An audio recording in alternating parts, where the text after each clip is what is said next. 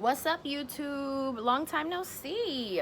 In this video, I'm going to be sharing with y'all 5 reasons why I decided to up and move and come to Africa, Tanzania to be exact.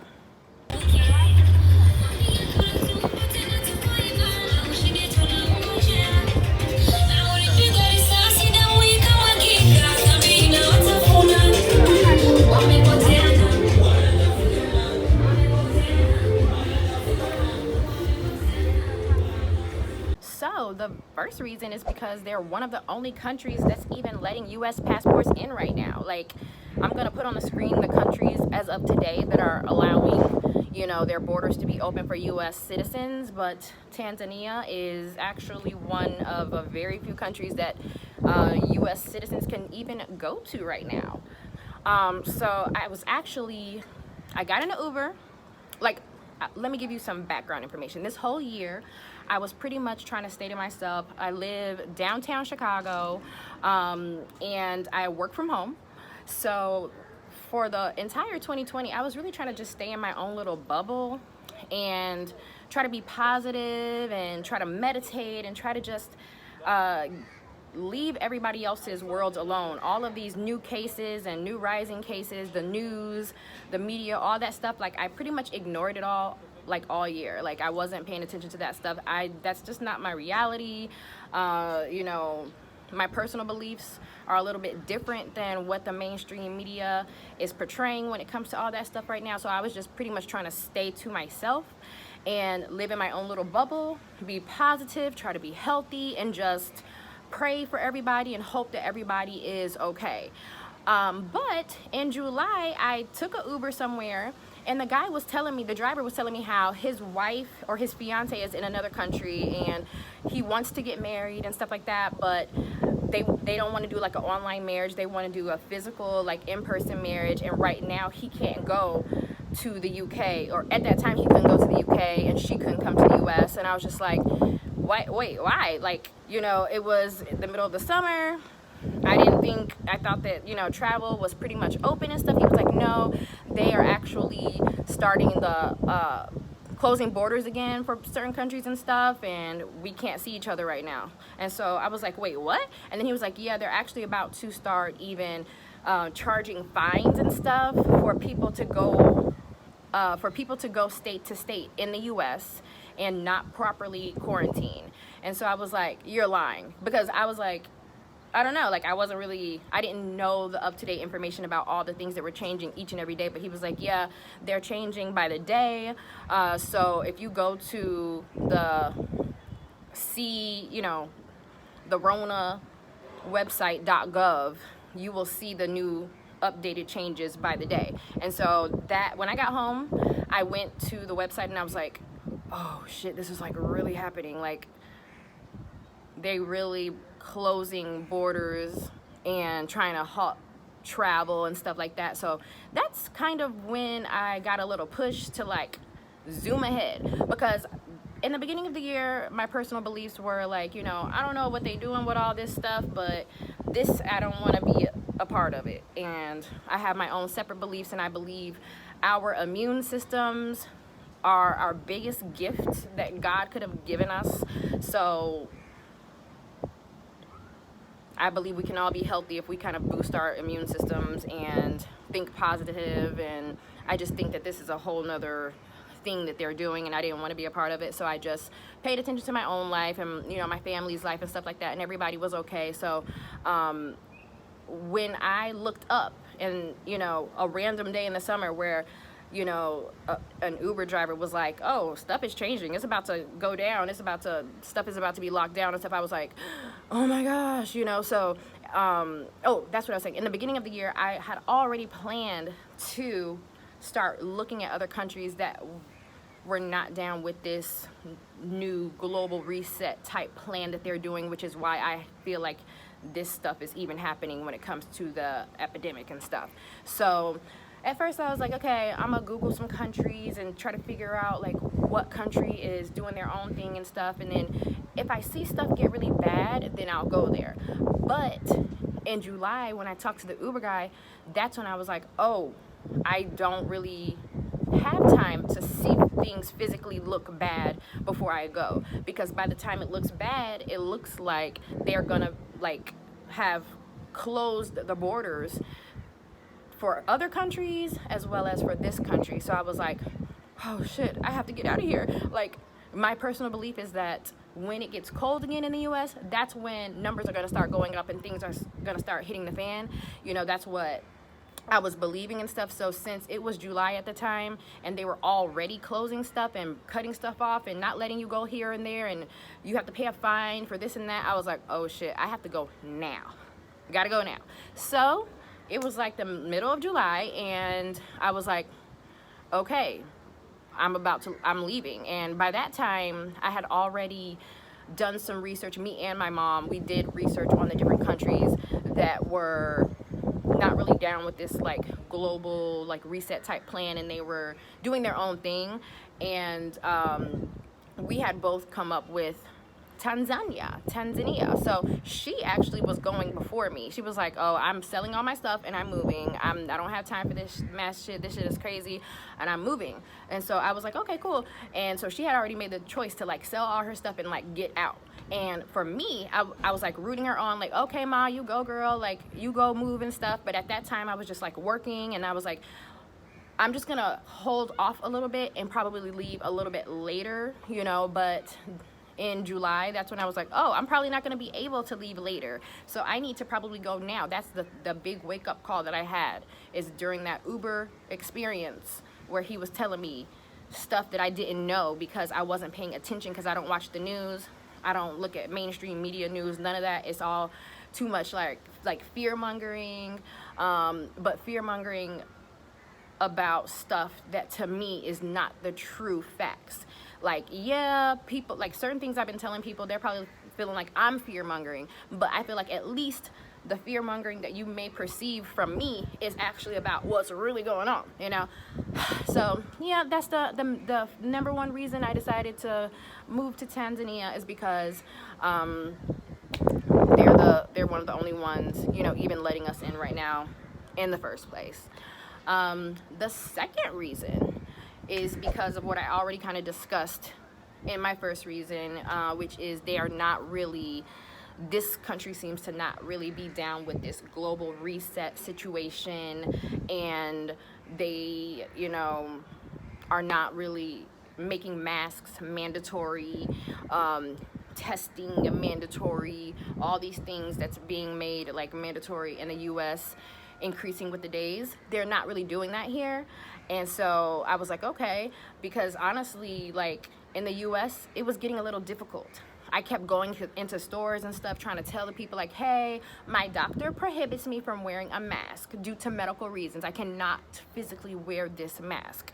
And so some people would be cool with it. Some people would be like, I don't know if I can let you shop here. I don't know if I can let you be in here. Or some people would be like, how fast are you gonna be? If you can make it fast and leave, then okay. And I would be like, what the fuck? I'm spending my money here. Are you kidding me? So yeah, I don't know what they want me to do, because I'm not about to be walking around, you know, not following my doctor's orders. My doctor told me, do not wear a mask. Like literally, he is the best doctor I have ever had. I feel like I trust all his advice. Every single thing that he tells me, to me, I really resonate with, you know, and I recommend him to any and everybody. Like, yes, he's probably gonna tell you to not wear a mask too, but to me, he's the best. Like, so if y'all want me to recommend you and refer you to him, I can. His name is God. And you know, the first time I put on the mask, I remember he was like, girl, if you don't take that mask off, like, you can't even breathe. Why are you wearing that mask? Like, you need to take that mask off. And then he saw me trying to wear it one time all day, and he was like, you are weakening your own immune system by wearing that mask. Take it off. Do you know that you're breathing in your own poisonous gases? Like, you're supposed to breathe out carbon dioxide. You are breathing it in, and there's already like bacteria just sitting in the mask from breathing into it all day, sweating, moisture. He was like, you're weakening your own immune system. That doesn't make sense. you're wearing the mask to protect your immune system, but actually you're weakening it. So I was like, oh, doctor, say less. So at that point, I knew that I could not wear that mask anymore, and US kept getting crazier and crazier with the mask. So I had to be out, and Tanzania was one of the only countries that was even down with something that matched my doctor's orders. So I'm like, I'm just trying to follow, my doctor's guides, you know what I'm saying?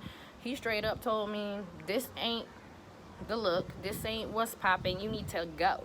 So I appreciate you, Dr. God, and if y'all want me to send you the contact information, I will, okay?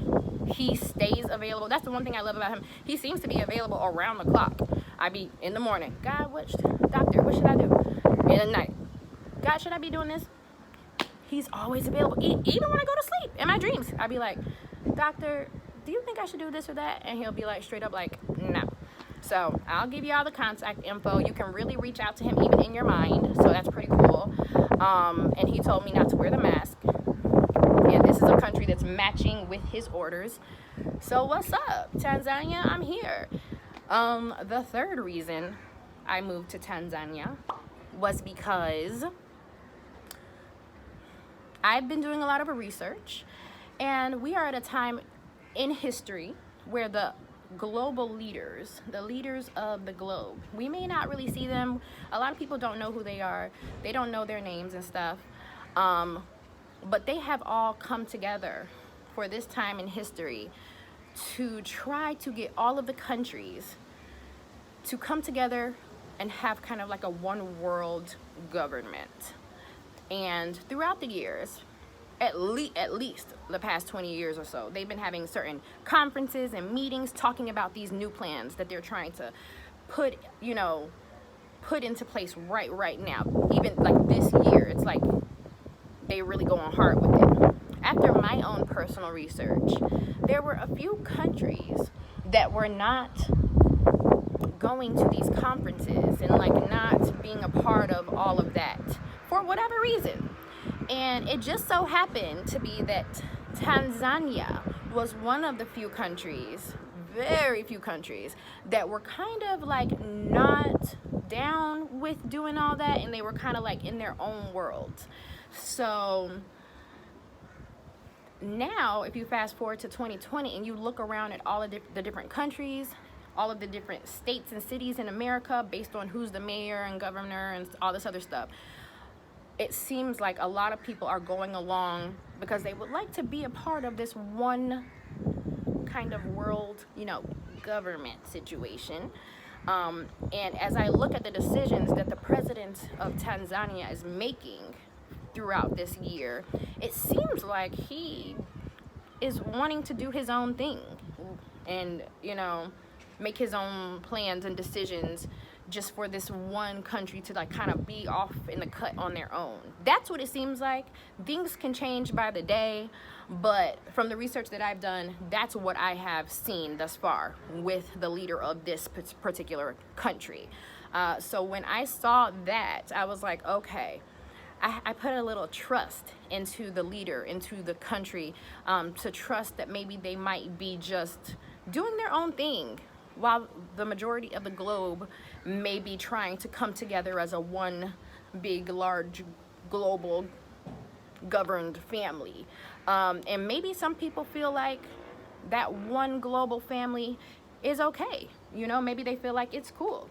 But for me and my personal views, from what I've seen, they kind of want to do with it, I don't have the same views, and I'm not in agreement with their plans.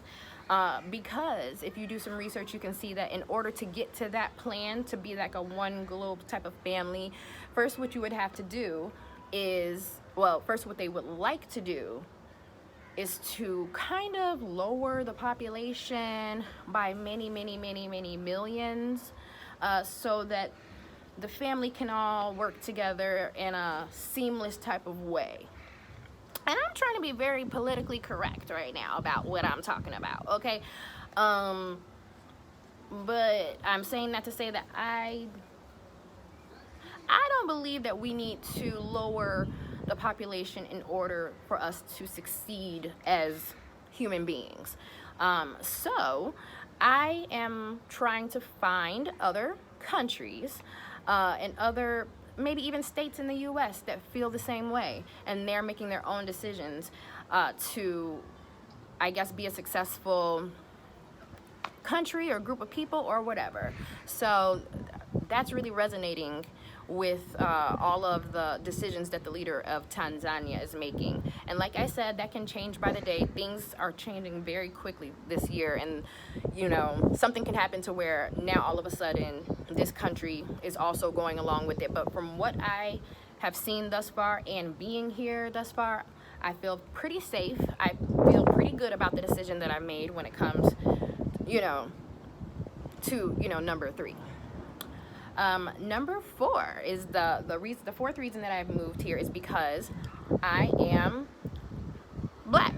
I'm African American, and this feels more natural to me than another country would.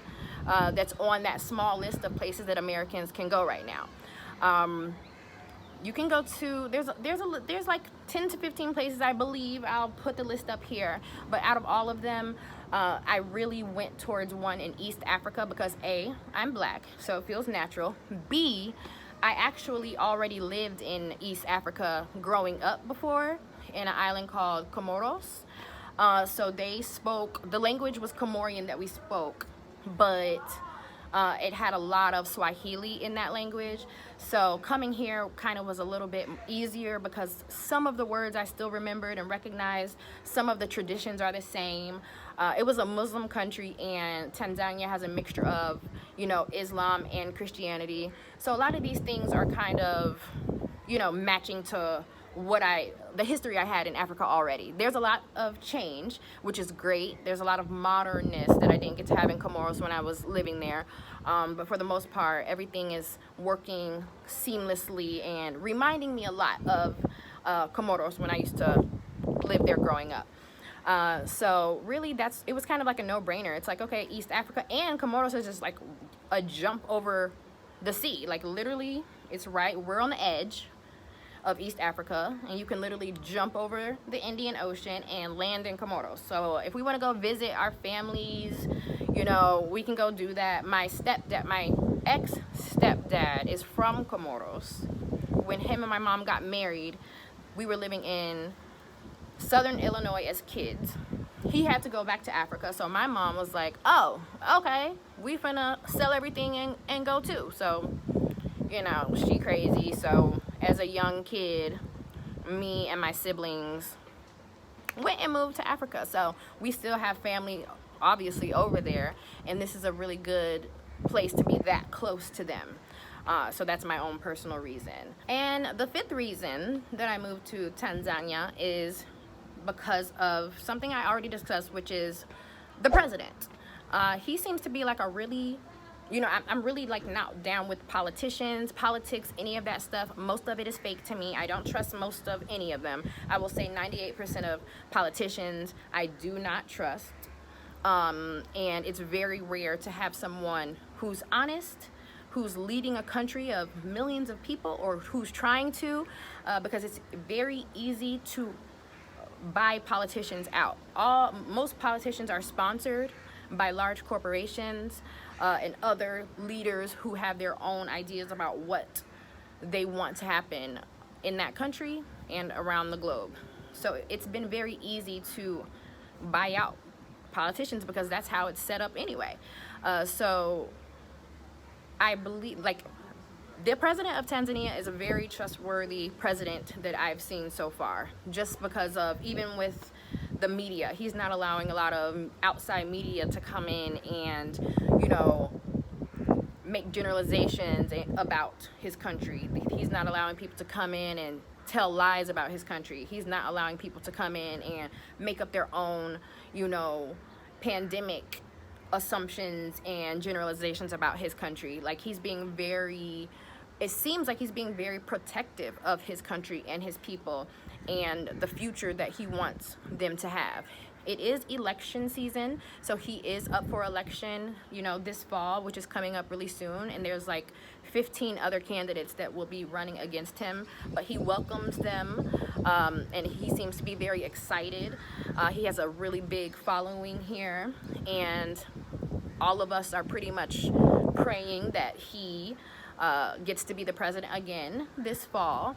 But overall, he seems to be actually like a trustworthy politician, leader, and I'm very happy with the decision that I made after researching his decisions that he's been making for this country.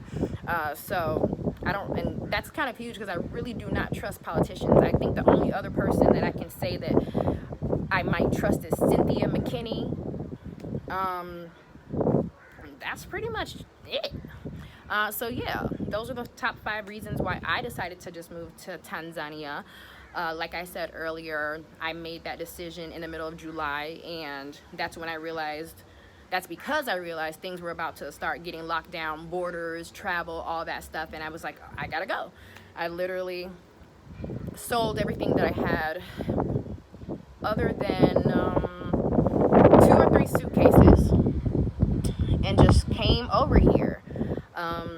Immediately looked for Airbnb, locked down the Airbnb, came over here and continued to work. I have a job that's remote, and I came over here, and for the most part it's been okay. It's been an okay process to just kind of jump and move.